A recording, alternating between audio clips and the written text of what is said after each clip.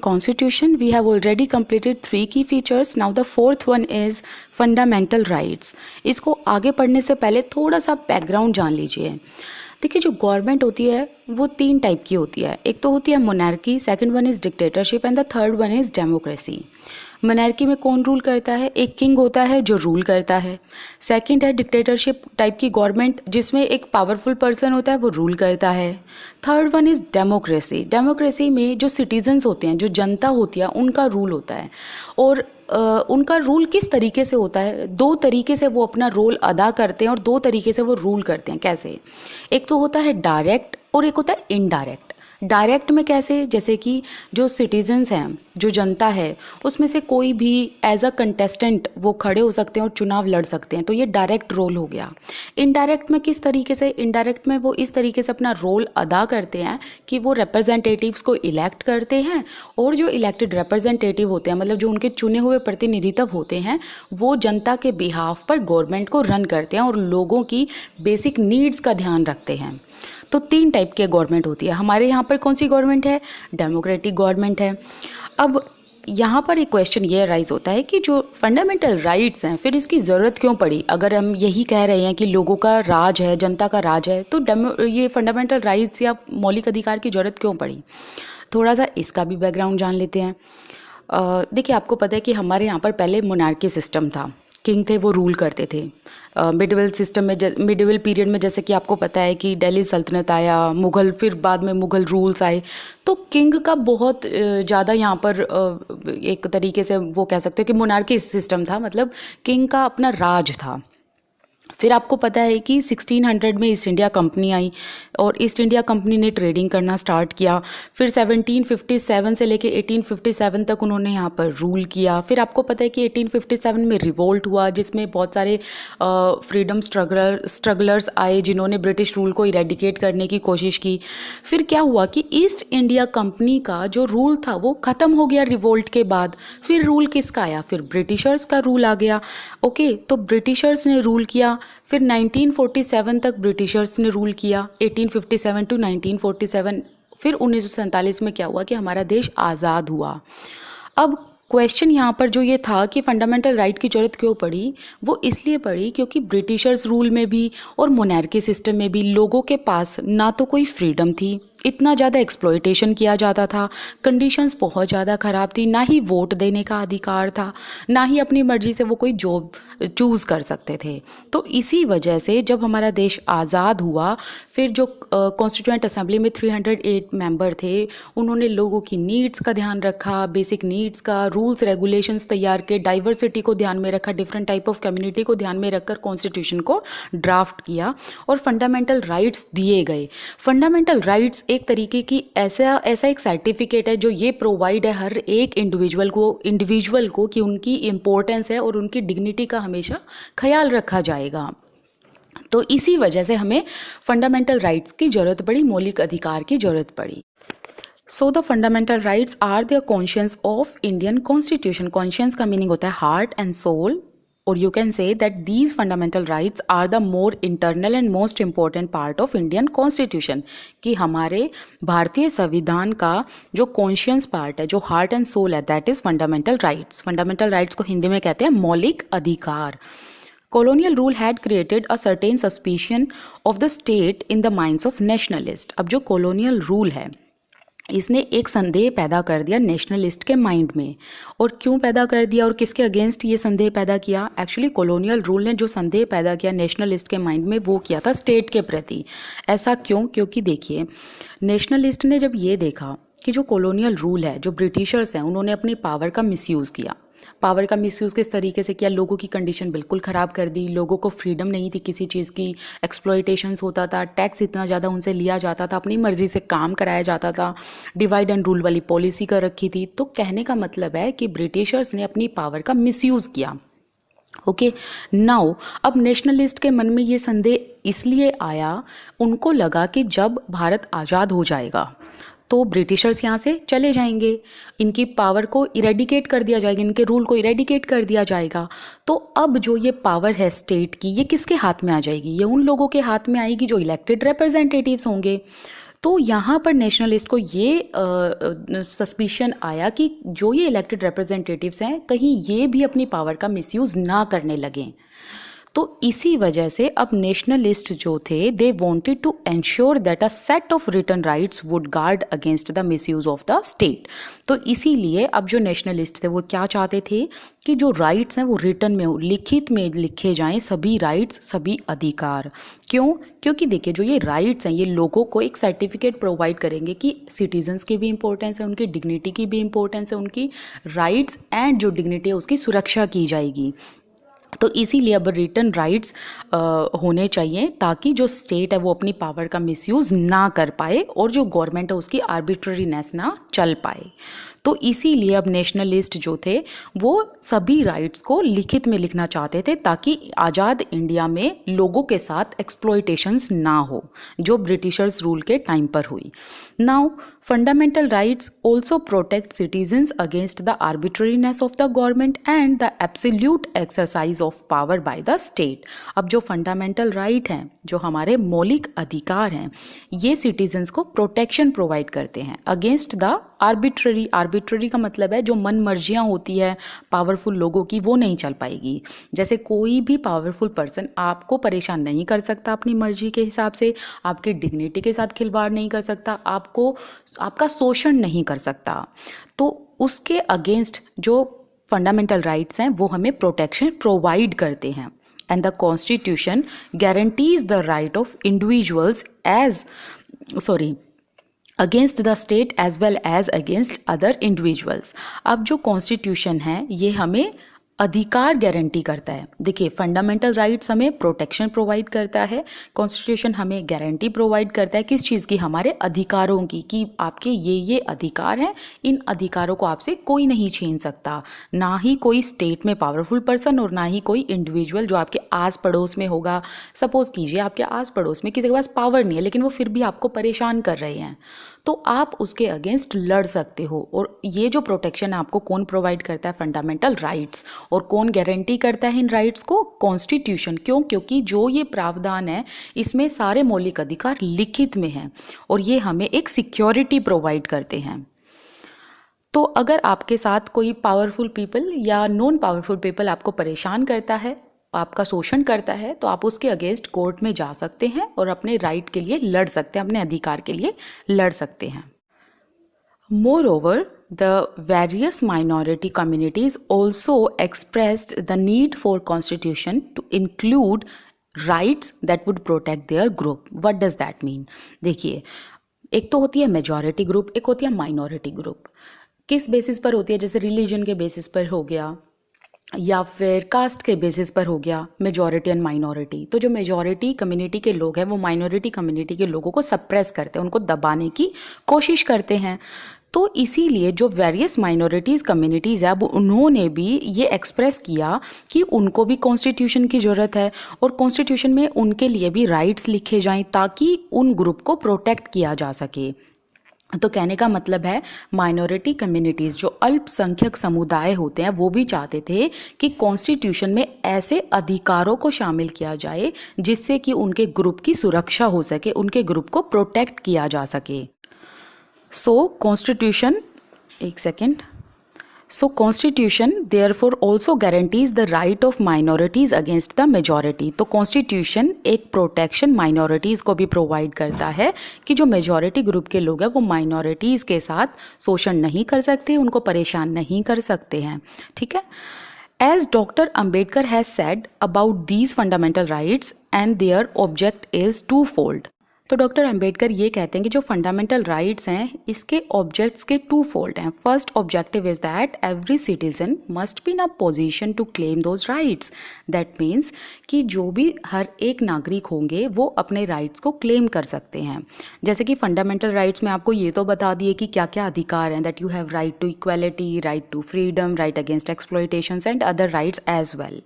तो यहाँ पर डॉक्टर अंबेडकर कहते हैं कि भले ये आपको लिखित में अधिकार हैं बट हर एक नागरिक नागरिक इस पोजीशन में है कि वो उन राइट्स को क्लेम कर सकता है। हर बार प्रूफ दिखाने की ज़रूरत नहीं है, because these rights are your legal rights and all these rights belongs to you only. तो हर बार आपको प्रूफ दिखाने की ज़रूरत नहीं है, आप उनको क्लेम कर सकते हो। एंड सेकेंड क्या है, सेकेंड राइट ये है कि सेकेंड राइट ये है कि जो भी अथॉरिटी में है, जिनके पास पावर है रूल बनाने की, लॉज बनाने की, नियम बनाने की, तो जिनके पास पावर है ना, जो पावरफुल स्टेट में इलेक्टेड रिप्रेजेंटेटिव्स हैं, वो भी बाध्यकारी हैं इन राइट्स के लिए। वो भी बाइंडिंग है, बाइंडिंग का मतलब होता है बाध्यकारी, वो इसको तोड़ नहीं सकते। तो जो आम जनता के लिए रूल हैं वो ही अथॉरिटी के लिए भी रूल हैं। तो इन लोगों को ऐसा नहीं है कि स्पेशल रूल दिए गए हैं। ये जो अथॉरिटेटिव जो स्टेट में लोग बैठे हैं, जिन्होंने लॉज बनाए हैं, रूल्स बनाए हैं, वो भी बाध्यकारी होते हैं इन राइट को फॉलो करने में, इन रूल को फॉलो करने में। उनको कोई अलग से ऐसा स्पेशल अधिकार नहीं दिए जाते। In addition to fundamental rights, the Constitution also has a section called Directive Principles of State Policy. जो Constitution है उसमें फंडामेंटल राइट्स का तो सेक्शन है ही, इसके साथ में एक सेक्शन और है Constitution में, वो है directive principles of state policy के बारे में, DPSP, directive principles of state policy. ये जो सेक्शन है ये किसने डिज़ाइन किया था? मेंबर ऑफ कॉन्स्टिट्यूएंट असेंबली ने। और क्यों डिज़ाइन किया गया था? To ensure greater social and economic reform, कि पूरे स्टेट का एक सोशल एंड इकोनॉमिक रिफॉर्म हो पाए। अब यहाँ पर मैं आपको दोनों का डिफरेंस जरूर बताऊंगी, फंडामेंटल एंड डायरेक्टिव प्रिंसिपल्स का। पहले एक बार आगे पढ़ लेते हैं। और इसमें ये एंश्योर किया गया कि ऐसे लॉज, पॉलिसीज़, ऐसी नीतियाँ बनाई जाएं, ऐसे सिद्धांत लिखे जाएं जिससे कि जो पावर्टी है मासेस के तौर पर, जैसे पूरे नेशन की जो पावर्टी है एज अ होल, उस पावर्टी को, उस गरीबी को इरेडिकेट किया जाए, उसको कई हद तक कम किया जा सके। देखिए, इसमें मैं आपको पहले तो थोड़ा डिफरेंस बता देती हूँ, आपको चीज़ें क्लियर हो जाएंगी। फंडामेंटल राइट्स में तो ये बताया जाता है कि आपको जस्टिस अचीव करने के लिए क्या क्या नहीं करना चाहिए। जैसे आपको एक्सप्लॉयटेशन नहीं करना चाहिए किसी इंसान का, इनइक्वालिटी नहीं करनी चाहिए। और जो डायरेक्टिव प्रिंसिपल्स है उसमें ये बताया जाता है कि आपको जस्टिस अचीव करने के लिए क्या क्या करना चाहिए। ओके। और सेकंड ये डिफरेंस होता है कि फंडामेंटल राइट्स में पॉलिटिकल रिफॉर्म बताए जाते हैं, लेकिन डायरेक्टिव प्रिंसिपल्स में सोशल एंड इकोनॉमिक रिफॉर्म बताए जाते हैं। एंड जो थर्ड डिफरेंस है वो ये है कि फंडामेंटल राइट्स जस्टिशिएबल हैं, लेकिन जो डायरेक्टिव प्रिंसिपल्स हैं ये नॉन जस्टिशिएबल हैं। तो जो डायरेक्टिव प्रिंसिपल्स होते हैं वो ये इंश्योर करते हैं कि जो सोशल एंड इकोनॉमिक रिफॉर्म है उसको ग्रेड किया जा सके, मतलब बढ़ाया जा सके, ताकि जो सिटीजन्स हैं वो एक अच्छी लाइफ जी सकें और एक वेलफेयर स्टेट का निर्माण कर सकें। So it also try to promote welfare of the people by providing them the basic facilities like shelter, food and clothing. तो ये डिफरेंस होता है directive principles of state policy and fundamental rights का।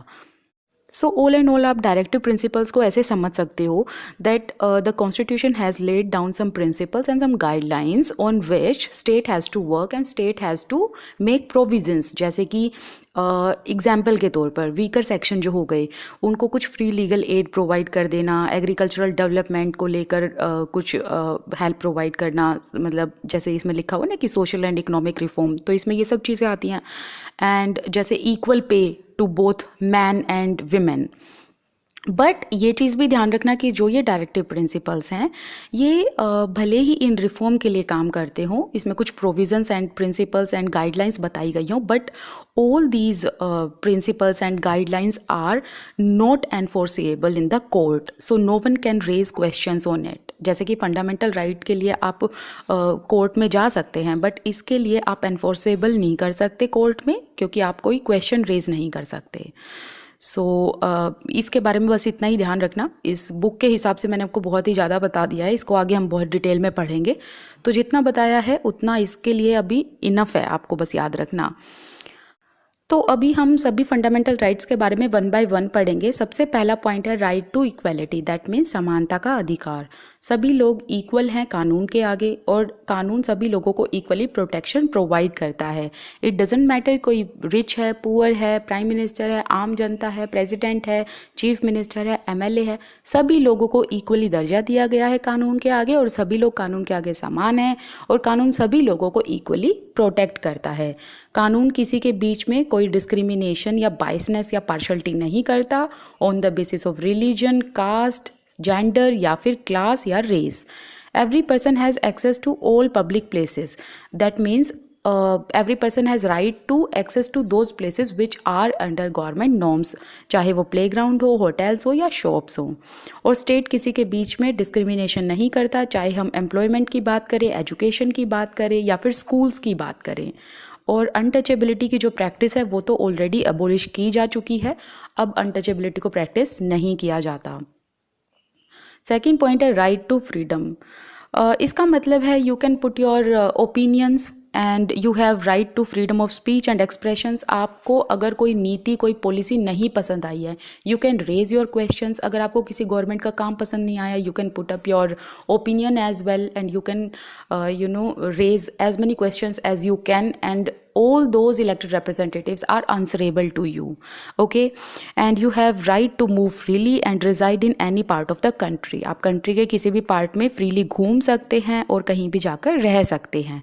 आप कोई भी प्रोफेशन, ऑक्यूपेशन एंड बिजनेस को choose कर सकते हैं एंड प्रैक्टिस कर सकते हैं। Third one is right against exploitation. अच्छा, एक चीज़ और मैं राइट ऑफ फ्रीडम में ऐड करना चाहूँगी। आप अपनी फ्रीडम, जो आपको फ्रीडम मिली हुई है, आप उसका तो यूटिलाइजेशन कर सकते हो, बट दैट डजंट मीन कि आप दूसरों की फ्रीडम को डिस्टर्ब करो। आप घर में अगर डेली लाउड स्पीकर पर गाने बजाएंगे या कुछ ऐसा काम करेंगे जिससे आपके आस पड़ोस वाले लोग परेशान हो रहे हैं, तो आप दूसरे के फ्रीडम को डिस्टर्ब कर रहे हो।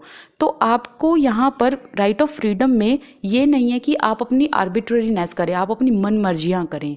आप अपनी फ्रीडम को यूटिलाइज करो बट उस हद तक कि सामने वाला परेशान ना हो, ठीक है। Third one is right against exploitation.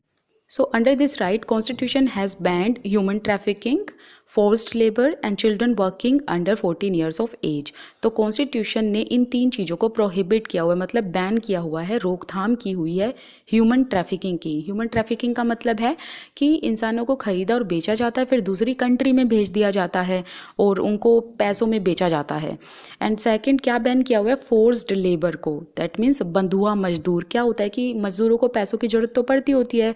कोई उनके, सपोज़ कीजिए कोई गरीब मजदूर है, उसके घर में कोई बीमार हो गया और उसने पैसा ले लिया ब्याज पे, लेकिन वो पैसा नहीं भर पाया, वो ब्याज नहीं भर पाया। तो क्या होता है कि जिससे उसने पैसा लिया हुआ होता है वो उसे एज अ स्लेव रख लेता है अपने पास, क्योंकि जो ये गरीब मजदूर हैं ये ऋण के नीचे दब जाते हैं, डेट के नीचे दब जाते हैं। तो इसी वजह से इन लोगों को एज अ स्लेव रखा जाता है और फिर इनसे काम करवाया जाता है और इनको बंधुआ मजदूर बना लिया जाता है। एंड थर्ड क्या स्टॉप किया हुआ है कि 14 साल से कम उम्र के बच्चों के साथ बच्चों से काम नहीं करवाया जाएगा, क्योंकि उनके पास एजुकेशन का राइट है। नेक्स्ट है right to freedom of religion. हर एक सिटीज़न के पास राइट है कि वो अपनी मर्जी के रिलीजन को प्रैक्टिस कर सकता है, प्रोफेस कर सकता है एंड प्रोपेगेट कर सकता है। मतलब अपनी मर्जी के रिलीजन को वो चुन सकता है, अपने रिलीजन को वो चेंज कर सकता है। Supposedly if Muslim wants to convert into Hinduism तो वो बिल्कुल वहाँ पर हिंदुइज़्म में कन्वर्ट हो सकता है। हिंदुइज़्म के जो लोग हैं वो क्रिश्चियंस को फॉलो कर सकते हैं। कहने का मतलब है कि आप अपने रिलीजन को चेंज कर सकते हो, वो आप पर डिपेंड करता है, लेकिन ये फोर्सफुली नहीं होना चाहिए, ये वॉलंटरी होना चाहिए, आपकी अपनी मर्जी से होना चाहिए। एंड आप किसी भी अपने जो भी आप रिलीजन को फॉलो करते हो आप उसे प्रोपेगेट कर सकते हो। बट हाँ, एक चीज़ ध्यान रखने वाली है कि स्टेट कभी भी एक पर्टिकुलर रिलीजन को प्रोपेगेट नहीं कर सकता। ओके, तो स्टेट किसी भी एक रिलीजन के नाम से नहीं जाना जाता। नेक्स्ट है cultural and educational rights. Constitution ये कहता है कि सभी माइनॉरिटीज़ के लोग जैसे बहुत कम लोग हैं जो एक पर्टिकुलर रिलीजन में बिलीव करते हैं, बहुत कम लोग हैं जो एक पर्टिकुलर लैंग्वेज बोलते हैं। तो वो लोग क्या कर सकते हैं, अपने एजुकेशनल इंस्टीट्यूशंस को ओपन कर सकते हैं ताकि वो अपने खुद के कल्चर को प्रिजर्व मतलब सेव कर सकें एंड वो डेवलप कर सके आगे आने वाली जनरेशन्स के लिए। जैसे कि सपोज़ कीजिए जो ट्राइब्स होती हैं, इनकी संख्या बहुत कम होती है, तो इनके पास अपना एक पूरा अधिकार है कि ये एजुकेशनल इंस्टीट्यूशंस खोलें, उनको सेटअप करें और अपनी जो ट्राइब की उनकी लैंग्वेज है या जो उनका अपना कल्चर है उसको वो बचा कर रखें और आगे के लिए डेवलप करें। नेक्स्ट है right to constitutional remedies. This allows citizens to move the court if they believe that any of their fundamental right have been violated by the state. So under this right, every citizen has right to move to the court if their fundamental rights are being violated by the state or by any powerful people or by any individual. That means अगर आपके मौलिक अधिकारों का कोई हनन कर रहा है, कोई शोषण कर रहा है आपके साथ, तो आप उसके अगेंस्ट कोर्ट जा सकते हैं, केस दर्ज कर सकते हैं और न्याय हासिल कर सकते हैं। एग्जाम्पल के तौर पर अगर आपको कहीं इक्वल ट्रीटमेंट नहीं मिल रहा है, आपको कोई एक्सप्लॉइट कर रहा है या फोर्सफुली आपका रिलीजन चेंज करने के लिए कोई बोल रहा है या आपको एज अ बंधुआ मजदूर कहीं रखा जा रहा है, तो आप इन चीज़ों के अगेंस्ट जो भी आपके साथ ये सब कर रहा है, इन चीज़ों के अगेंस्ट आप कोर्ट जा सकते हैं and you can seek for the justice. तो यहाँ पर ये कह सकते हो कि इस राइट के अंडर जो कॉन्स्टिट्यूशन है आपको एक प्रोटेक्शन एंड सेफगार्ड प्रोवाइड करता है that you can claim for the rights, क्योंकि ये आपका अधिकार है। यहाँ पर हमने सारे फंडामेंटल राइट्स कंप्लीट कर लिए हैं। कल हम बात करेंगे सेक्युलरिज्म के ऊपर।